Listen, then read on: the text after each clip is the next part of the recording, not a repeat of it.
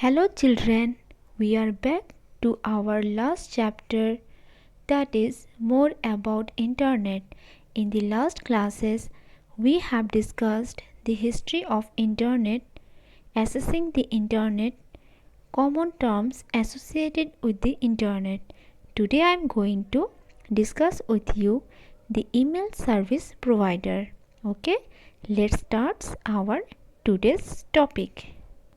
Email service provider. An email service provider is a company providing email services. There are a number of websites providing email services. Okay, just like www.gmail.com, www.yahoo.com, and www.rediffmail.com. These are the email service provider. Now our next topic is creating an email account. How we can create our email account. In order to use the email facility on the internet, first we have to create our personal email account. We have to select a username, that is called email address, and provide a secret code, that is called password, along with our particulars like name, address, date of birth, etc. There are many websites on the internet which provide us the facility of free email accounts. The popular sites are www.gmail.com, www.yahoo.com, etc. Okay, there are some steps we have to follow. The steps to create an email account. Step 1, start a web browser such as Google Chrome or Mozilla Firefox. First of all, in step 1, we go to the web browser. The web browsers like Google Chrome or Mozilla Firefox, any web browser, you have to go and start the web browser. And step 2 is type the address of an email service provider in the address bar of the browser. In step 2, you go to the web browser and type the address of an email service provider. Okay, as for example, if you type www.gmail.com, then the home page of Gmail will appear. If you type the address like www.yahoo.com, then the home page of Yahoo will appear. Okay, and in step 3, click on the top right corner of the page. You will see new to Gmail. Click on create an account button if you are a new user. The registration form will appear. In step 3, create an account button is there. If you are a new user, then you go to the create an account button and click on it. After clicking on this button, the registration form will appear. And in step 4, you have to fill up the necessary details of the text boxes.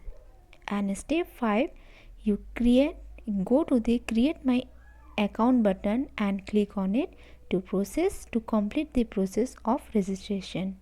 After completing the whole process, click on the continue button to send or receive emails using your email ID. So we can know here that first we go to the web browser, connect to the internet, open the website like www.gmail.com or www.yahoo.com. Okay, after that click on the create an account button and proceed to the next page. After that, a registration form will appear. Fill the registration form, choose a login name and a password. After that, accept the agreement.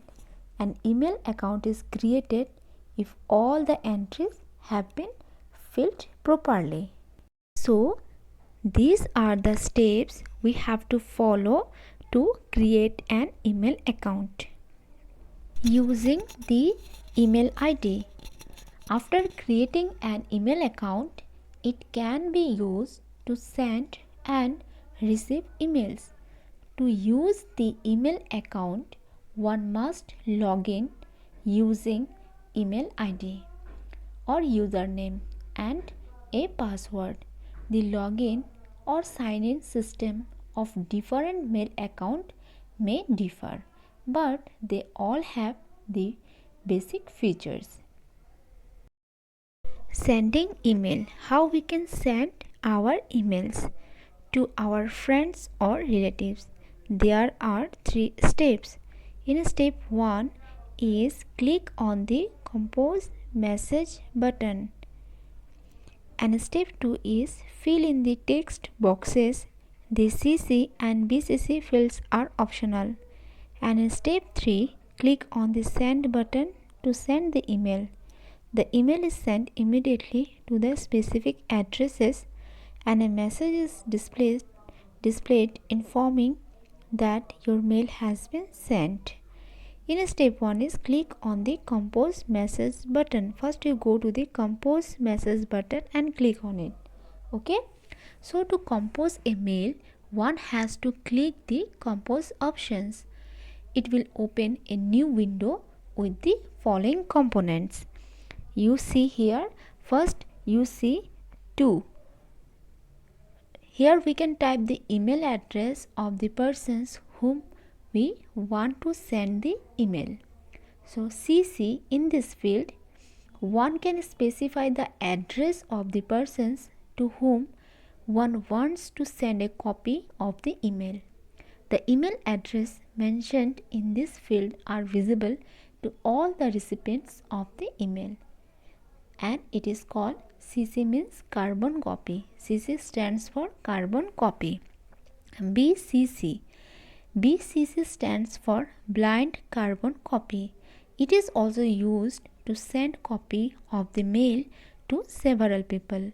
The email addresses mentioned in this field are not visible to other recipient, but in CC the email address and mentions in this field are visible, but in blind carbon copy the email addresses mentioned in this field are not visible. Okay. After that, subject. It is a brief description which gives the recipients a reasonable idea of what is in the message. After that, message box. You can type message just like a normal letter with a greeting, one or more paragraphs and a closing with your name. You can also format the text using the available features. Okay. And step 2, fill in the text boxes. The CC, carbon copy and blind carbon copy fields are optional. And in step 3, click on the send button to send the email. Okay, this way these are the procedure we can send the email to our friends and relatives. Receiving emails. We know that the emails received are stored in the inbox. So there are some steps to read the received emails. In step 1, click on the inbox. A list of received emails is displayed along with such informations as a sender's name, the subject of the message, the date on which it is received, and the size of the message. In step 2, move the mouse pointer over the link of the email you want to open and click on it. Your message along with the details of the sender, date, time, etc. will be displayed on your computer screen. Okay. Forwarding email. Forwarding, if you want to forward the email, then you have to follow 5 steps. If you wish to send the email that you have received to someone else, then you can use the forward options. Okay. So how we can forward our mail? First, in step 1, click on the inbox. First of all, you click on the inbox. In step 2, open the email that you want to forward. Second, open your email that you want to forward. In step 3, click on the forward button. And step 4 is enter the email address of the recipient and lastly click on the send button. This way we can forward our emails. Replying to email.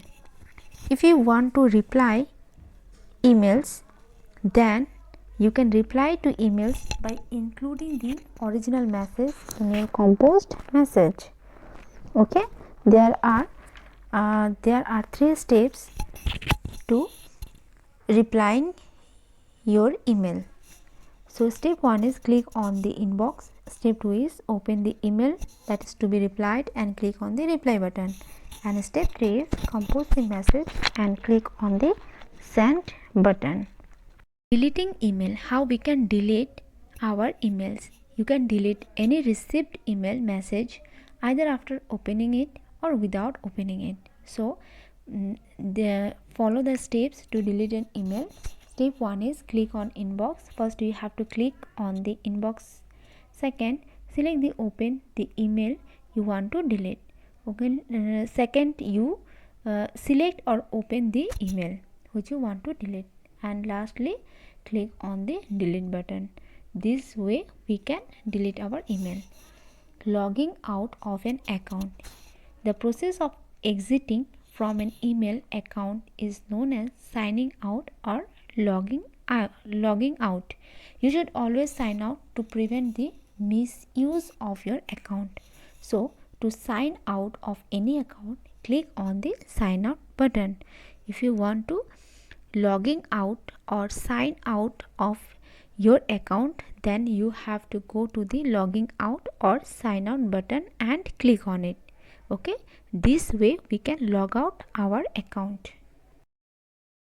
Our next topic is netiquette. The world in which we live has certain rules. Similarly, the internet has also some rules that people should follow. So whenever we communicate with anyone, we follow certain manners and rules. For example, we must greet and talk politely to people. Similarly, while communicating online, every individual should follow some manners to make internet a pleasant experience for everyone. Okay? So the special set of manners followed while using internet is called netiquette. Safety on the internet.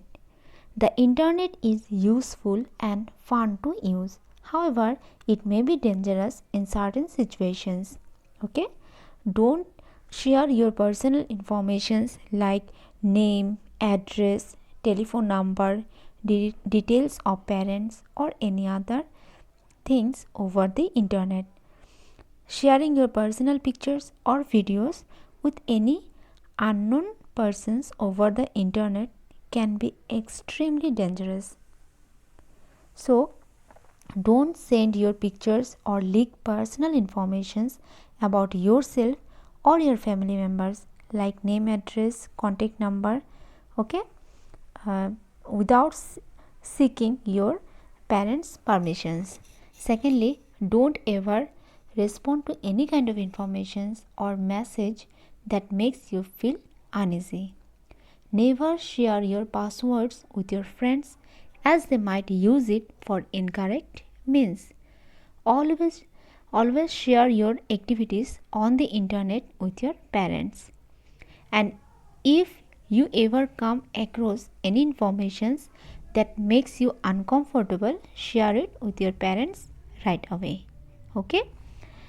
So we have to maintain safety on the internet.